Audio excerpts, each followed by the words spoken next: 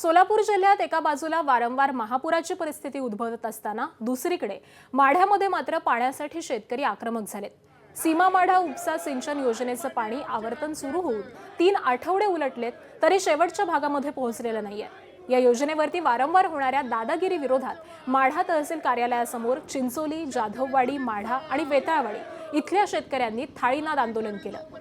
सीना माढा उपसा सिंचन योजनेचं पाणी शेवटच्या गावांपर्यंत मिळत नसल्यामुळे शेतकरी आक्रमक बनलेले असून तातडीनं प्रशासनाकडे याकडे लक्ष द्यावं अशी मागणी त्यांनी केली.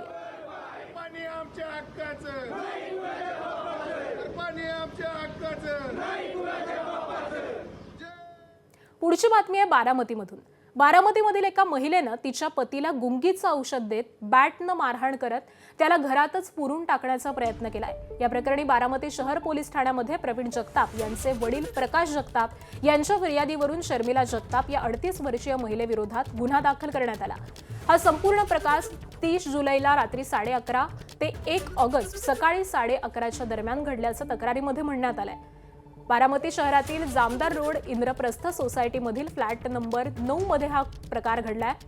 प्रवीण प्रकाश जगताप यांना मारण्याच्या उद्देशानं त्यांची पत्नी शर्मिला प्रवीण जगताप याने त्यांना गुंगीचं औषध देत अर्धवट बेशुद्ध केल्याचा आरोप आहे. त्यानंतर प्रवीण यांना बॅटनं मारहाण करून त्यांना ठार मारण्याच्या उद्देशानं घरामध्येच पुरून टाकण्यासाठी घरातील हॉलच्या गॅलरीमध्ये चौकोनी कट्टा बांधल्याचं तक्रारीत म्हटलंय. तर बेशुद्ध अवस्थेमध्ये प्रवीण जगताप यांना चौकोनी कडाप्यामध्ये फरशीनं बंद करण्याचा प्रयत्न केल्याची तक्रार बारामती शहर पोलीस ठाण्यामध्ये देण्यात आली आहे. बारामती शहर पोलीस या प्रकरणाचा अधिक तपास करत आहेत.